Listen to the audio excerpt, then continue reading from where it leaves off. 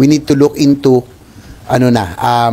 mass transit because of our growing population. And I think it's not only convenience, that's why I'm pushing for the railway system, improvement of airports, infrastructure, because it will spread out the development.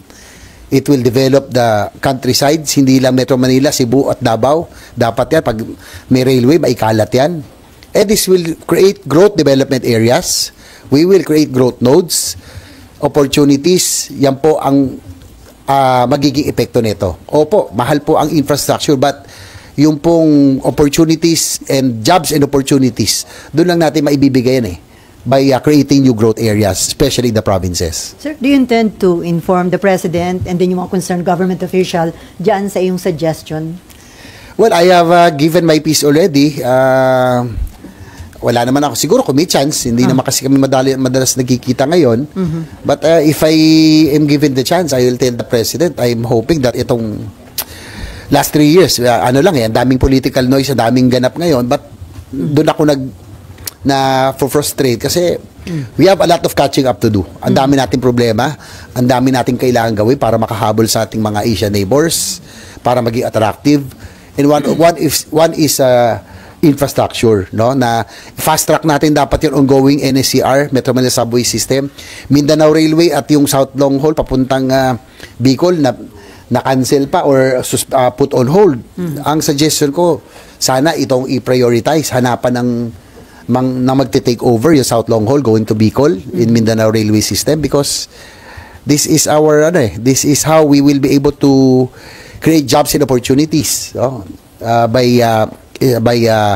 laying down the tracks, laying down the infrastructure. So sana itong last 3 years, ang bilis ng panahon di ba? Nung una kasi, if you remember, nung panahon po ni Pangulong Duterte, yung pong build, I happened to defend the budget of the DOTR during that time. Kaya po nung nasil po yung NSCR and the Metro Manila Subway with Japan, lagi po ako nakasama doon and I was a witness. So, na-excite po ako kasi ito na yung di ba?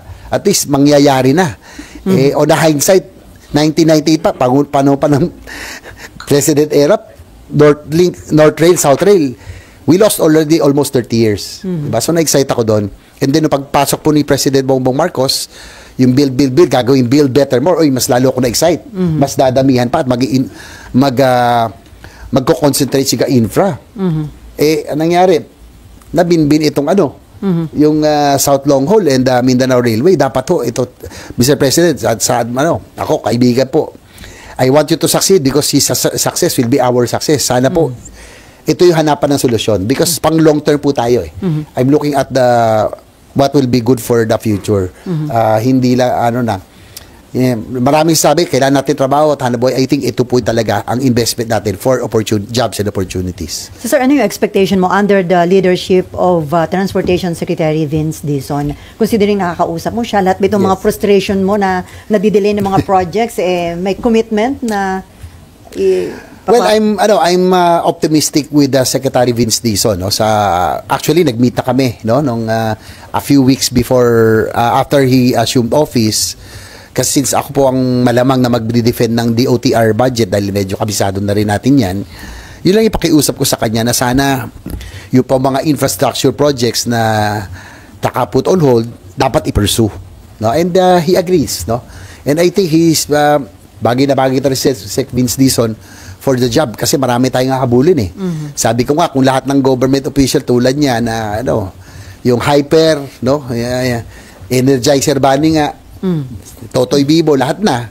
Pero yan ang kailangan natin And I'm in constant communication with him in the improvement of infrastructure. Hindi lang po yung railways, even the improvement of the airports, seaports.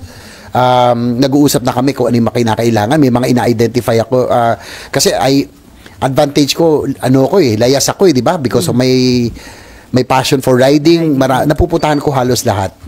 For example, yung mga airports, Umati Airports for the eastern side of Mindanao, kasi malayo yan sa sa Davao, pero Davao Oriental, Compostela, Davao de Oro, Caraga region will benefit. Ang ganda rin ng lugar na yon, no? Maraming tourism areas and agricultural centers, but it's about 3-4 hours away from Davao City. So maganda ma-improve natin yung Mati Airport. Nilagyan natin na funds yan last year. Daet Airport also, Naga Airport, para naman na ano na siya, maging hindi na naka-cancel flight.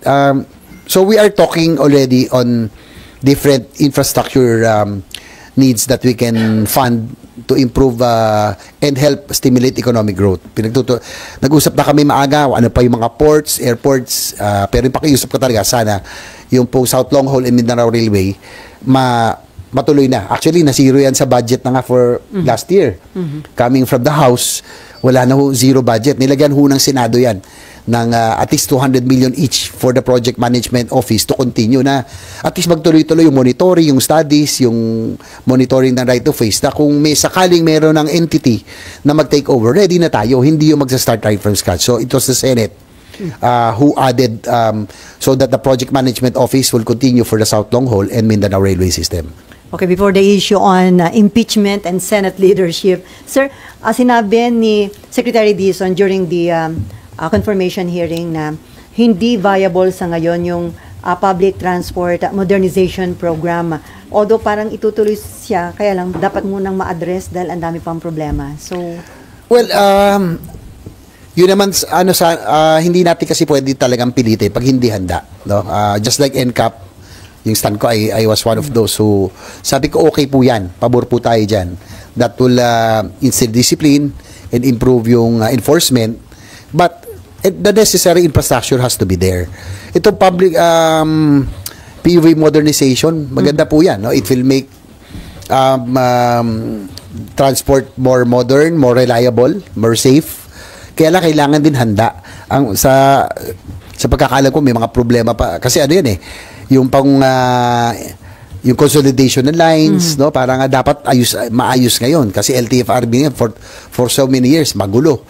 Issue na lang left and right ng franchises, but now we have to do it right, no, na halimbawa andiyan na yung mga railway, for example, railway na naman ako. Dapat yung mga feeder diyan, yung mga linya, yung mga linya ng buses, main buses, dapat naka-coordinate din doon, no, naka-integrate. Tapos yung mga feeder line ng mga public jeepneys naman, naka-integrate din po doon.